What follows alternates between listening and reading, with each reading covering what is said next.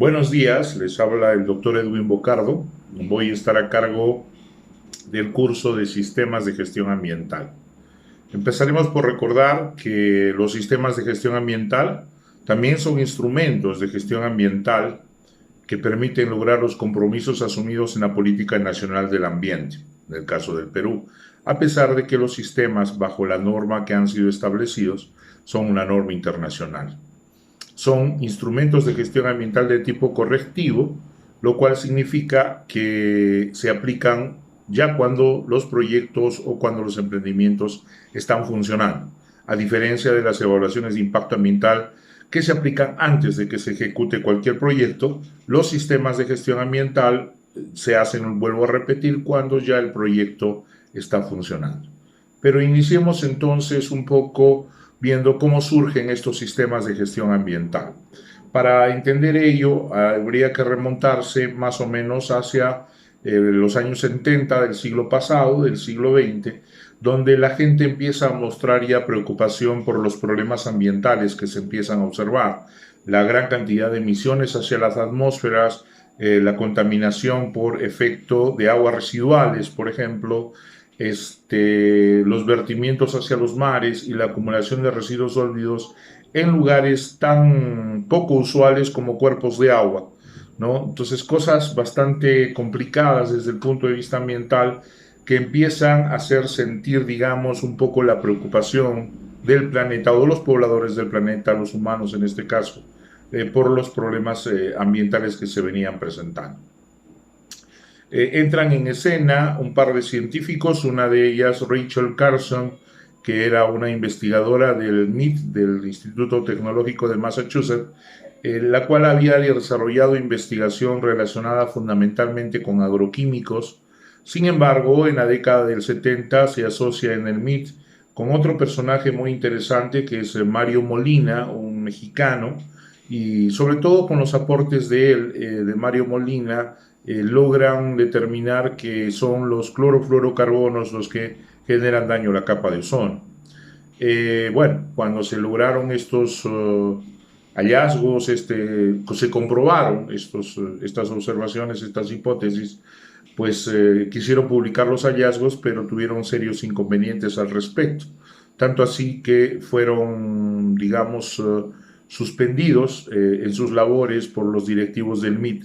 En ese caso, Mario Molina regresó a México, porque él es mexicano, a trabajar en la Autónoma de México, pero a Rachel Carson no le fue tan bien. Ella tuvo que irse hacia Europa, y en Europa, bueno, adquirió cáncer, y en los últimos años de su vida, sus amigos, sus amistades, familiares, la estimularon para que plasmara todas sus obras, todo lo que había logrado en una obra, en un libro, el cual se conoce con el nombre de La Primavera Silenciosa o algo así, la traducción de Silent Spring, que se publica en el año de 1978, convirtiéndose en un bestseller y dando de cierta manera la base científica para promulgar toda la problemática ambiental. Esta y otras circunstancias, la caída del muro de Berlín, que libera al grupo de comunistas al mundo y que se acogen en la parte ambiental, la problemática de Inglaterra respecto a su fuente energética, que era carbono y quería volverse nuclear. Ahí Margaret Thatcher empieza a desprestigiar un poco el uso de combustibles. Todo esto genera un ambiente en el cual las concepciones ambientales eran muy sensibles. Todo desemboca en el año 1992 en la Cumbre de Río y otras reuniones posteriores. Pero dentro de este marco es que empiezan a formarse algunas ideas que quiero comentarles antes de continuar, que justamente en el año 1995 Mario Molina gana el premio Nobel por los hallazgos que tuvo, que les había mencionado respecto a los CFCs y la capa de ozono.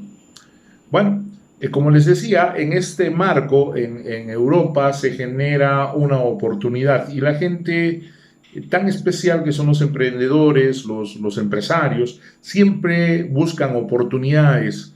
Y entonces a algún empresario se le ocurrió decir, pues yo produzco esto protegiendo al ambiente. Y este empresario empezó a ganar mucho dinero. Simplemente dijo, todo lo que yo produzco lo hago protegiendo el ambiente. Y como el tema ambiental era sumamente sensible, fue muy acogido por los consumidores y empezaron a consumir mucho más su producto. Había ganado cierto grado de prestigio.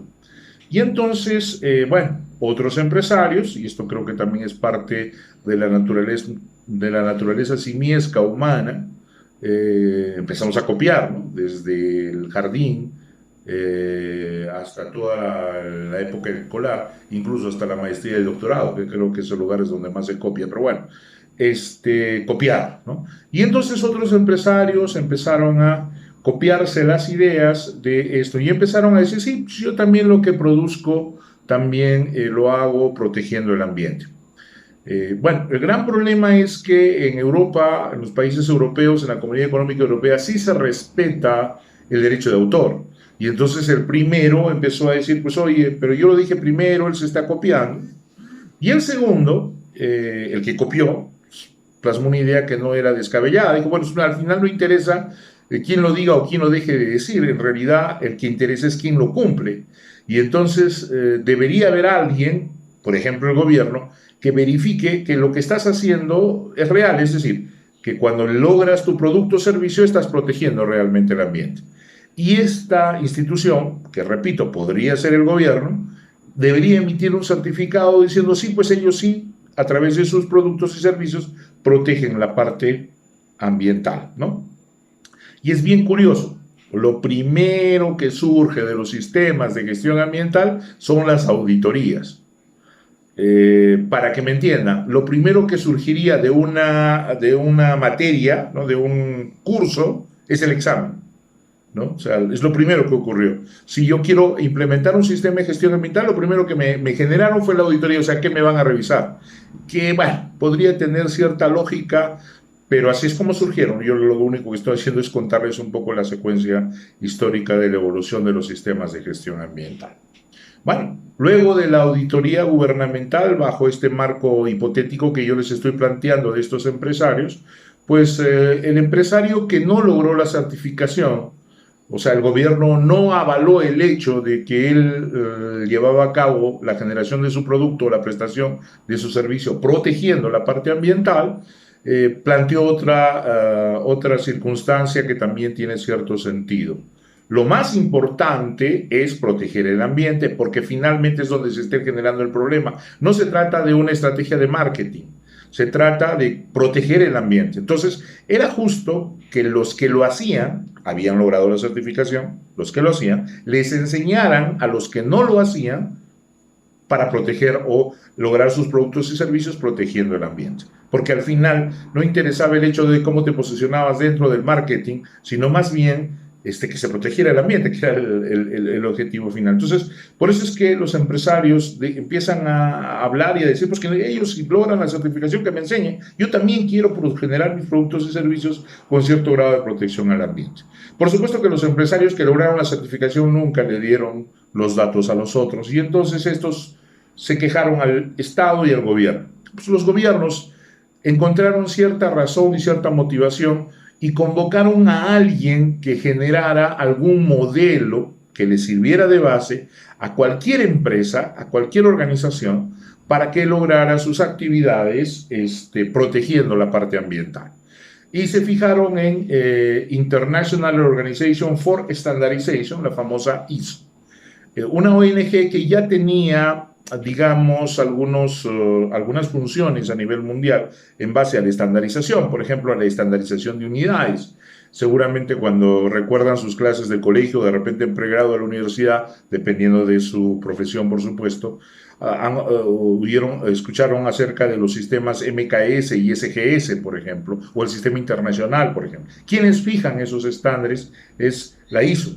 La ISO no solo fija esos estándares, por ejemplo, y eso va a ser muy importante cuando intenten alcanzar su grado, la ISO fija estándares también para las partes bibliográficas, así como existe AAPA, que está muy de moda y yo no sé por qué, repito, no sé por qué, probablemente hayan algunos motivos, yo no lo sé, o Stanford, por ejemplo, o Vancouver, por ejemplo, también existe una norma ISO, que es la ISO 690, que fija la forma en la cual se cita la bibliografía, y está la 692, que fija la bibliografía digital, o sea, una página web, una conversación de WhatsApp, en fin, se pueden citar a partir de estas, digamos, normas que se han generado a partir de esta ISO.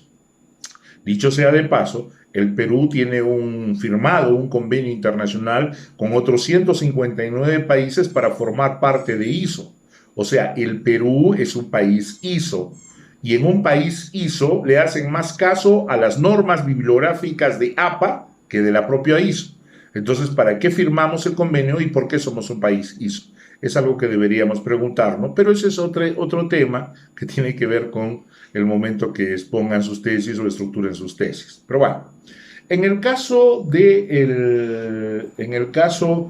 la norma esta, no era la primera norma, de hecho ya ISO había generado una norma para calidad, la ISO 9000, en realidad son un conjunto de normas, como vamos a ver en un momento, y entonces se le encarga el desarrollo de los lineamientos básicos para que las organizaciones pudieran llevar a cabo sus actividades respetando, digamos, los entornos ambientales, es decir, que tuvieran la posibilidad de proteger el ambiente mientras desarrollaban esta actividad. Y entonces se crean los sistemas de gestión ambiental. ¿Cómo es que se define? Se dice que es un proceso cíclico de planificación, implementación, implantación, revisión y mejora de los procedimientos y acciones que lleva a cabo una organización, cualquiera que sea, para realizar su actividad garantizando la prevención del deterioro ambiental.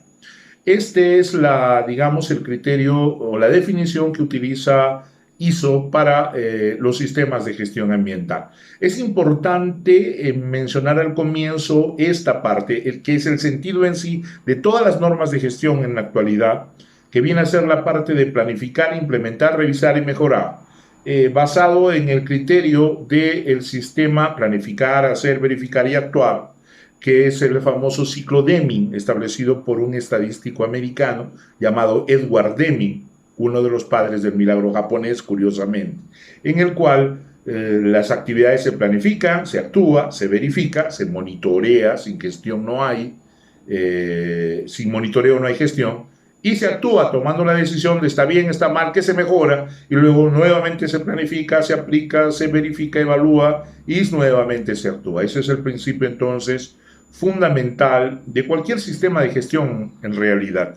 En cualquier evaluación de un curso de sistema de gestión, la pregunta sería, ¿cuáles son los principios de un sistema de gestión ambiental? Planificar, hacer, verificar y actuar, que es el ciclo Deming.